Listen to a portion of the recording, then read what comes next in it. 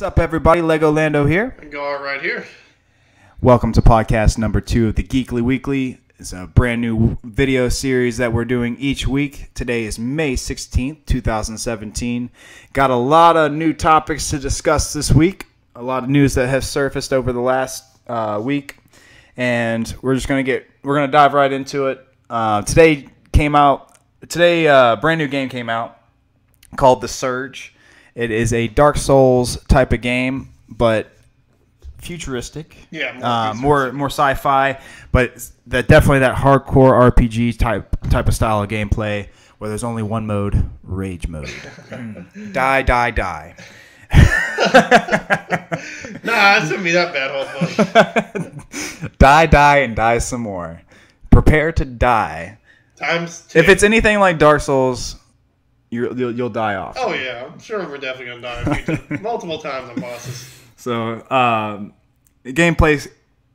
So from what we know of the game takes place in a dystopian future where man is exhausted all resources, and it looks like you get this really cool mech suit. Yeah, it's like an exosuit kind of thing. It's really cool. It's called a rig, actually. So you got. They call it a rig. Yeah, they call it a rig. So that's pretty cool.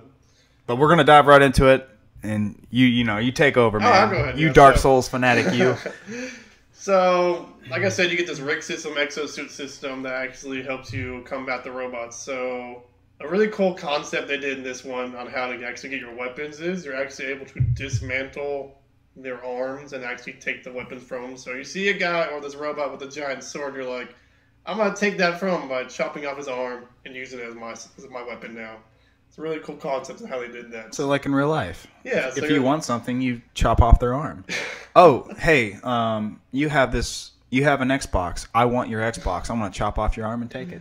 Hopefully they're not trying to do it like that, but mostly they're going to do it with robots instead of actual human beings where it's like, I'm going to take your stuff. But it's really cool how they did that where they're like, instead of you actually finding weapons, you're actually able, I'm sure you can find a few weapons, but like most of the good weapons are what you see on the enemy and you're like, I'm taking it from you. While he's still alive. Yeah. Yeah, other than like most games where you kill him and then you can take his weapon. Yeah, well, yeah, like some games will like. You can literally just take it right off of him. Yeah, by so chopping you're his arm in off. combat and you're like, I'm gonna take that sword from him. So the cool mechanic they had in this game is you're actually able to lock on different body parts. So it's like you're gonna lock onto his left or right arm, go ahead and destroy that arm, take whatever weapon he had in there, and then use it against him and everything. So it's pretty cool how they did that for like actually getting weapons. And this is the same developer that made Lords of the Fallen, so they are not new to the hardcore RPG series. Oh yeah, so I'm sure they have many of tests for like all these bosses and everything they're gonna do. Like yeah, you told me something about the how the boss fights are a little different than Dark Souls. Yeah, so in Dark Souls, usually if you don't play it, is you mostly learn from the bosses and figure out their movements and everything. Then you learn to defeat them that way. Well, in the Surge, actually, you find, like, vulnerable weak spots, and then that's when you're able to actually, I guess, do, like, massive damage. So, say, like, the weak spot in, like, a robot's, like, its arms, so you go ahead and hit it so many times, it gets vulnerable, state staggers, it gets vulnerable, and then you start doing a lot of damage to it. So, it's pretty cool how they're going to be able to, like, say, like, you got to figure out first where's the weak spot going to be. So, it's like, it could be, like, his leg, his arm, his head. So, you'll probably die a bunch of times until you find the weak spot. You're gonna die unless you times. Cheat and watch tutorial videos on YouTube, which that's what I would do. But what's the fun in that, then? Because then you can't actually learn. Because I don't like dying and dying and dying. But it's actually pretty cool how, like, you're able to figure out where its vulnerable spot is and then actually take it down from there, so... The armor system's actually really cool as well, too. You actually destroy enemies.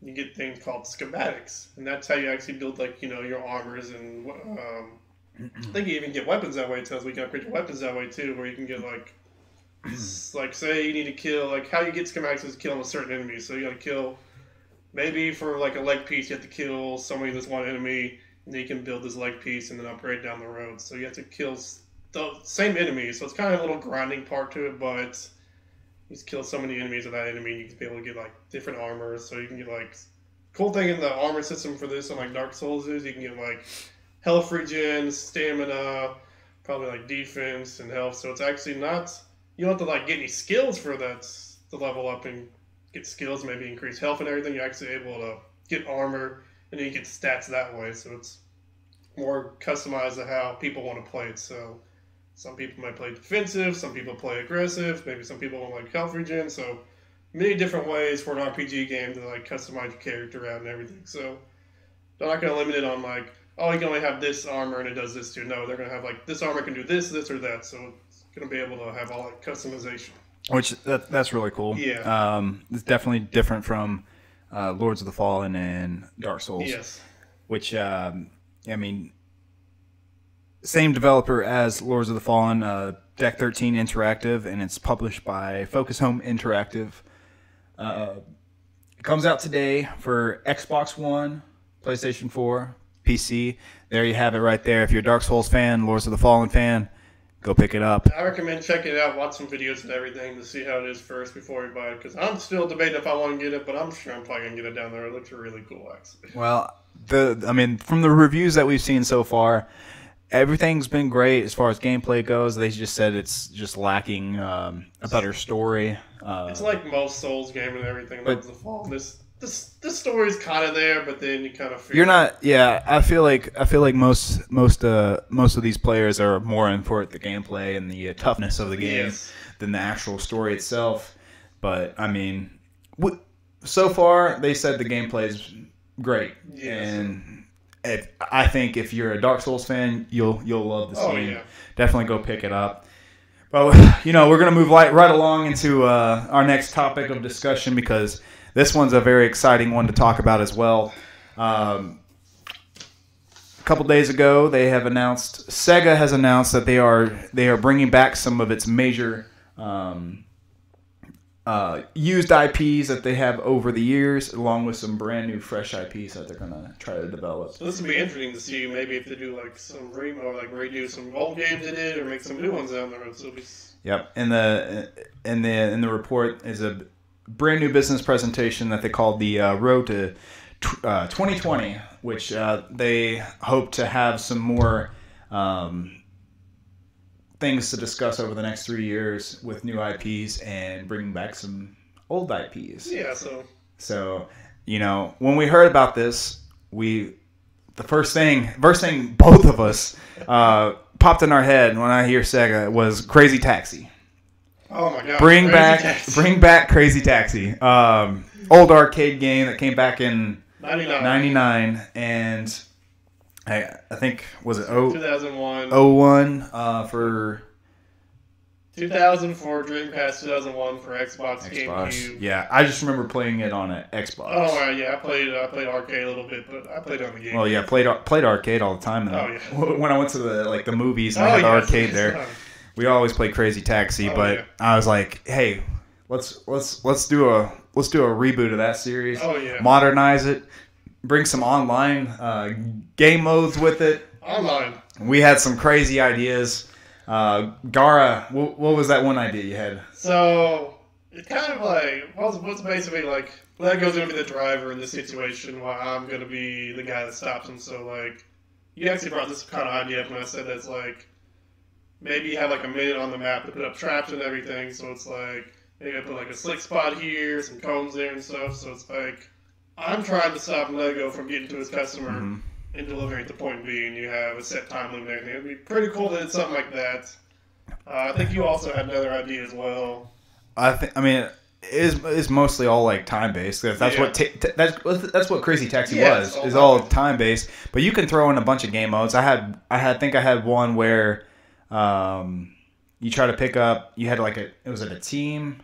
No, I think it kind of every man for themselves, and it's like whoever gets the most. Yeah, pick up the most customers wins, and you can knock people out too at the same time while they're going. I don't know, just some crazy ideas to think about. Or maybe who gets the most tip money or something, kind of stuff like that as well. You have so many different ideas with this game for all. Yeah, and then I was like, hey, modernize it even more and put turrets on top of your car. I don't think they're going to do that. Blow up the other taxis as you're trying to pick up your customers. That too much. This is more of the crazy concept.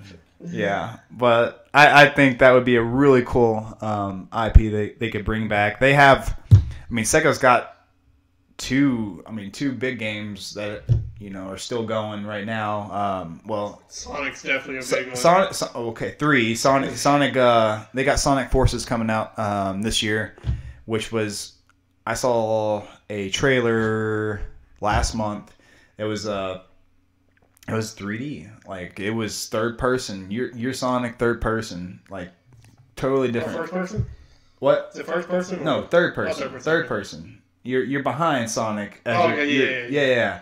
And it wasn't the old school 2-dimensional, so a little weird because in the older ones you're able to see your obstacles, while this one's like you're a little farther ahead as you're coming up. So it definitely a different approach to the game, and it'll be interesting. It looks cool. It's gonna be hard to see everything. I think it's gonna test a lot of people's reactions and everything. Like, oh, there's a jump here. Oh God, I gotta do this loop here and everything. This stuff coming at you, at high speeds and everything. It was just crazy. It was really cool seeing the new graphics, these modernized graphics for Sonic. Yeah. So I think that'll be interesting. But no, they had Persona 5 come out this year, and along with Dawn of War. So they still got stuff going, but I think they're focused on bringing a lot more new IPs along with some old ones, and it'd be nice to see some of the older IPs come back and everything because they had some great ones. Jet Set Radio was another one that we kind of talked about when we thought about Sega, because that first came out in 99 or 2000. No, it was 2000 for Dreamcast. Yeah, 2000 for Dreamcast, and then 2002 for... they did a re-release for Xbox, and... No, it's just Xbox. Yeah, it's Xbox. It's just Xbox. It was a exclusive for that. That's the one I played Jet Set Radio on, and I would love to see that come back. Not as a Jet. I think I don't want to see a Jet Set Radio 3. They had a second one come out, but first one was my favorite. Just redo. Just kind of read. I'm always about reboots. Yeah. Especially with old franchises. I want to reboot. Sometimes it's best for these older games just to reboot them up and everything and then start over again. Right. And I just think that the online mode, they could do some crazy online modes for that. We talked about it, like Turf Wars. Cops and robber kind of thing. Cops and robbers, like you guys, you one team's the gang, and then the others are the enforcer, and they're trying to attack, graffiti all the area, and you're basically trying to stop them. It's a crazy turf war, like teams of 4 or something. See who gets so you can tag the most walls and graffiti everything. Is another time aspect. We're all about time games. Hey, there's nothing wrong with time games. There's nothing wrong with it. No. I'm under pressure with time games, but some other people aren't. Yeah. So that was another one we talked about that looked really, really cool that they could bring back, and obviously put some modern twist into it. Oh yeah. With online, because obviously when the first Jet Set Radio feature came out for Xbox, it came out for Dreamcast, but. Yeah. I'm talking about Xbox. Yeah, when it came to Xbox. It came out around the time Xbox Live was starting to flourish. A couple of years before, I think. Yeah. But I think they could make it really cool, putting some online features into that. Oh yeah, it'd be nice to see how they do a twist with these older games and put online aspects to them and everything. Yeah, so that's exciting as well. So I think we'll hear some more about that in the coming years ahead. Maybe we'll see Jet Set Radio at E3? Maybe. Have a prediction right there. Probably not. Probably not. That's way too early to tell. That'll be like 2020 when they release that or something like Jet Set Radio rebooted and everything. That would be some great news. Yes. But we've also received some very, very bad news this week. Please tell me. Please tell me. You already know. Know. No, don't tell me. Please no. You already know.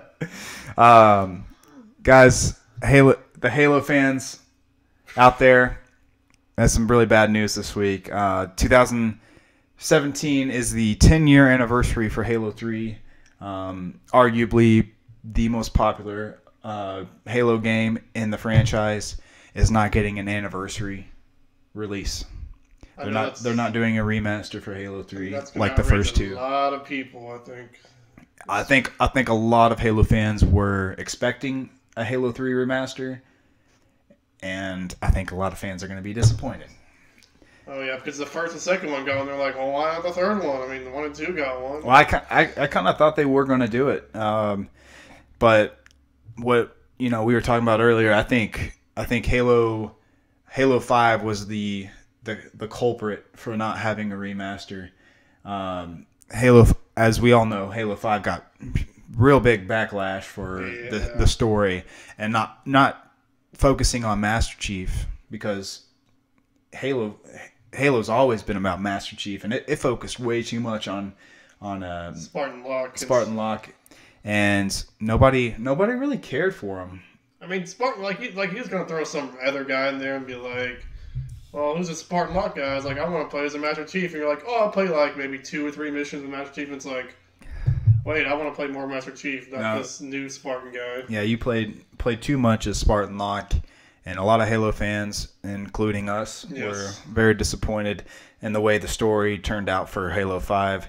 And 343 came out and admitted they messed up on Halo 5 story, and they promised fans that Halo 6 will be all Master Chief once again. And I think they're not doing a remaster because of the backlash. They're going to focus more on the story for Halo 6, and that'll be nice to actually go back to playing as Master Chief instead of like, I'm going to play as some other guy. But as for now, Halo 3 will not be getting remastered. They said that, they kind of left it open as far as it could happen in the future. But as of right now, they said, oh my God, stop. There is no Halo 3 anniversary. OMG, guys, there's no Halo 3 anniversary. So, basically, he said 2 things. No Halo 3 remaster, and he shot down your E3 prediction from last week. No, he can't have, no. He did. He said no. Well, I kind of already said there wasn't, but he said no Halo 6. No Halo 6 this year. Just shot out there, guys. No, that'll be it'll probably be next year before we get I hope it's get next year. I hope so, too. We wanted a Halo with a brand new Scorpio coming out, but he shot that down as well. But, what do you guys think? Are you guys mad about Halo 3 not getting a remaster? Let us know in the comments. Let us know what you think. Yes, let's always let us know. Personally, I wanted a Halo Reach remaster. Maybe we will down the road. You never know. But that was one of my favorite Halo games. Most underrated game was Halo 3 or Halo Reach. I think it was too. Yeah. And then obviously, I was so pumped when they did Halo 2 Anniversary. That was probably my most decorative or multiplayer memories. Yeah, yours was 2, mine was 3. 2. I didn't really play Halo 2 online. Well, you didn't have the original Xbox, did you? I did. I just never. I played 1 and 2. I just never had Xbox Live until Xbox 360 came around, and then that's when I started playing. Big problem there. That's when I started playing Halo 3 online. Yeah, I spent many nights playing Halo 2 online. I bet a lot of other fans out there as well did too. Oh yeah, obviously we all did. But yeah, just let us know what you think in the comments. Also, let us know maybe Halo was one of your favorites. Maybe which one had the best multiplayer. Everyone has their own opinions. Yeah, but see those as well too. Our main topic we're discussing today, and we're gonna have a lot to discuss over this, because when we saw the official leak, wasn't really much we could go based off the picture, but the new Assassin's Creed. I know. The new Assassin's Creed. It's supposed to be coming out this year. They leaked a photo a couple days after last podcast, and I was like, oh man, if that could have... Yeah, that would have been great. We could have put that in... We'll throw it in the next podcast. You want to go ahead and pull the picture? We'll throw it in... Yeah, we're going to talk about it real quick. So while he's doing that... Yeah. I got it up faster this time. So a lot faster this time. Perfect. I want the I've been practicing my last picture. Time I had to improvise, and throwing up my picture skills. I didn't improvise very well last time. You did good though. Thank you. Yeah, but this is the leak photo that we can see here on the picture taken off the monitor. That's straight from Origin actually. So, Oh, and okay, cool. Origin actually came out with this and said that it was not an accidental leak. It was all controlled, and they just wanted to tease the fans a little bit. I like them because most games, people like try to find ways to figure out the leaks and everything. They try to like figure out like hack the systems and everything and get like leaks, but they actually was like, no, we'll give you a leak or two here. Go ahead. Yeah. So this Assassin's Creed is supposedly out in Egypt, Egyptian This will be interesting. themed for this story. And what we can see from the actual photo here, this has actually been proven leaked that this is the Red Sea. And we kind of can see right now that he's on a boat and he's wielding a shield. He's got arrows. It looks maybe like a bow in his hand. Can't really tell. It's not the best of pictures. I do see arrows. You see arrows, right? I feel like he might be holding it. It might be an oar, maybe too. Maybe he could be controlling the boats. Could be. But needless to say, he's got to have a bow. He's got arrows.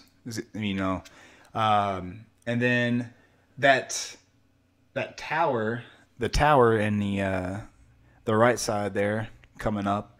I can't really tell if that's like a little lighthouse. Not like a lighthouse, but like a watchtower. Yeah, I'm about to say it might look like a watchtower, maybe.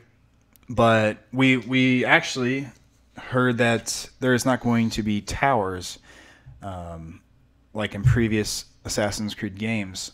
So they actually have a new scouting mechanic, which is you have an eagle in this game, and you use the eagle to scout out the area. And it'd be pretty cool and see how they work that mechanic. Like, do I have to go in certain spots, and use the eagle, or can we use it anytime, in certain areas, Yeah. It'll be interesting with that new mechanic. And the placeholder name for the eagle is Akum, if that's how you pronounce it. Akum. Fans are gonna love this eagle. It's gonna be their pet. I always like having pets in games. Yeah, I always did too. Yeah, I can see people to bond with some animals and everything in certain games. Yeah, it'll be different because I'm so used to climbing towers to scout out the area. So it's definitely new. And then we'll take this off the picture real quick here. We'll go back to our pretty faces. Oh God. Oh God. There we go. We're back. We're back. So yeah, no towers, and they said that it's gonna be all English. There's not gonna be like any subtitles or anything, because the Animus is able to translate that far back. That's gonna be pretty cool. The Animus 5.0, right? So it's gonna be able to translate the language. So yeah, and it'll be able to translate all the way back then, and the Animus is still gonna be the same throughout the game. It's not going to try to incorporate the new Animus in the movie, which you're still going to be like sitting down. Still haven't seen the movie. I heard it's really good. Oh, you haven't seen it? I haven't seen it, but I heard it's really good. I liked it. There was a lot of mixed feelings upon it. I'm glad they're going to keep it the same, where you actually sit down instead of like running around and everything. So yeah, a lot of stuff they're sticking with too. But they are definitely changing some things. Another one was like, oh God, what was the other one?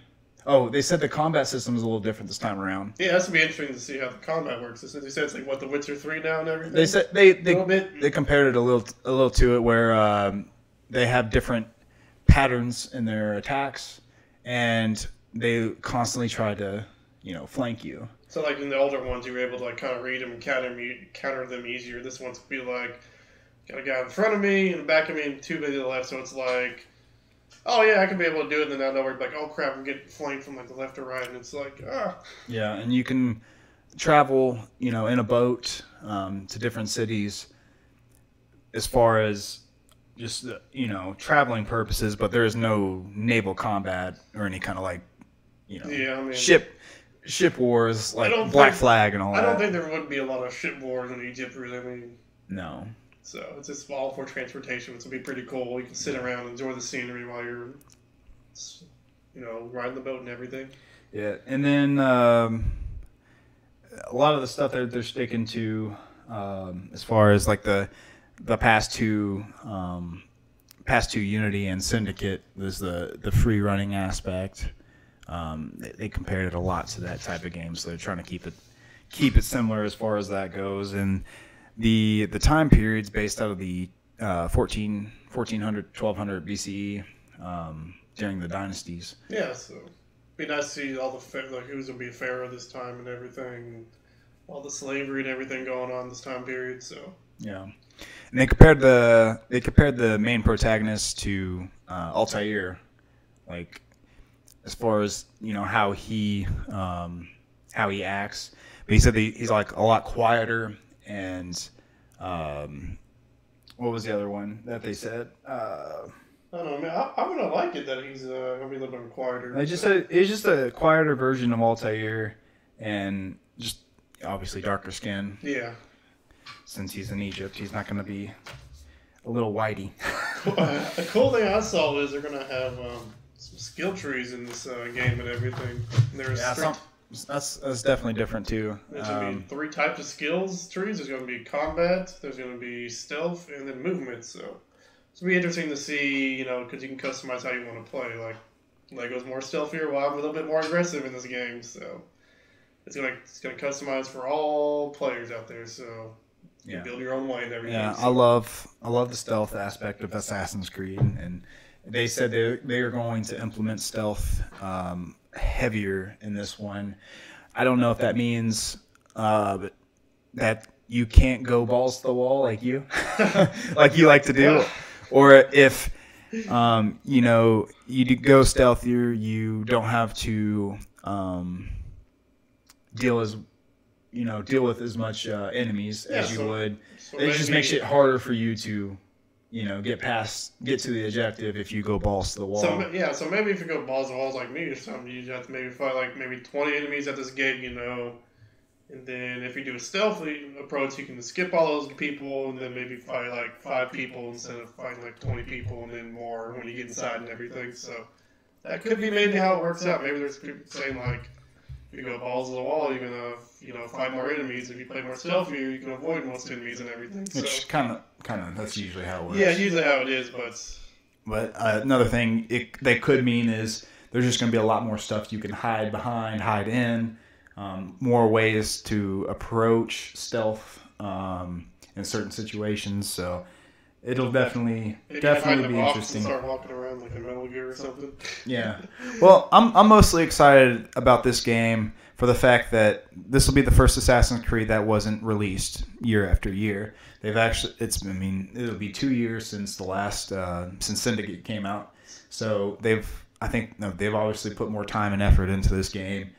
I hope they. Yeah, I hope they don't. I hope they kind of get back to their roots. I feel like the series kind of watered down over the past couple. Ever since Unity or something came out. Like... No, a lot of people liked Black Flag. I thought Black Flag was the time it started watering down just a bit. It wasn't too bad. It was just more naval combat. I wasn't a fan of it. It definitely went away from being an assassin. You're more as a pirate instead of an assassin kind of thing. So. Yeah. I mean, the pirate aspect was cool. I just wasn't a big fan of all the combat overseas, Yeah, it was all right. Wasn't my cup some of tea. people liked it, some people didn't. It was just cool to be a pirate and an assassin at the same time. So, but I mean, Unity was horrid as far as it was like all the bugs in that game. 60% complete or something when they released it. You said, or or something. It was a little over halfway done before they released that. It wasn't a complete game. It was not a complete game. There were so many problems with that game. So I mean, I didn't even play Unity until probably about a year after it released. Almost a year after it released. All the glitches. And I just heard it was just like almost unplayable. Yeah, I heard like certain areas you couldn't even go through because it's glitched out. Like facial expressions, half the face would be gone and everything. You're like, what's going on with this game here? Like, right. Yeah, see, I didn't experience that because I never actually played it when they were having those problems. Yeah. So it'll be interesting to see what they do this time around. They had more time to develop this game, and I'm excited for it. I'm a beloved Assassin's Creed fan. Oh yeah. Love the series. I think they're headed right back into the direction Yeah, you're gonna take they a lot need more to go. time now to actually make a game instead of like, oh, we're gonna do a yearly series every, So it'd be nice for them to actually spend more time on a game, get it completed, and actually have a finished product come out. Yeah, and we'll see more, I think, in the next month here at E3 and see some gameplay footage, trailer, or at least a trailer. And they said that it's going to be coming out later this year. They may have some gameplay of it maybe while we're. I think they will, and I assume it'll probably come out November, October sometime. It's probably holiday 2017. And that'll come out for PS4, Xbox One, PC. And they said that there's not going to be a Switch port, which doesn't really surprise me either. Maybe down the road they might, but for now I think they're going to stick with the main consoles right now. I doubt they will. Switch port, they're not getting a lot of third-party support right now. It's still interesting, I guess, kind of system. I would love to take Assassin's Creed with me on the go. Yeah, that'd be sweet, actually. Will I pay $300 for Switch right now? Nah. I'll pass. I'm going to play on my PC and my Xbox. There you go. So, but yeah, that's the biggest news we've had for this week. We will be back next week, hopefully next Tuesday, maybe even earlier. I don't know. We're going to try to come out with it every week. We're gonna make it a Tuesday type of thing for the most part. Yeah. If there's some big news that comes up during here the next couple of days, and we're like, oh, dude, we gotta come out and we gotta talk about this. We gotta do another podcast. Yeah. Let's do it. And, Oh yeah. But we already got some ideas for next week, and we'll love to see you then. Thanks for watching, guys. Until next time though, this is Legolando. And this is Gara. Thanks for joining in, guys. We'll see you next week.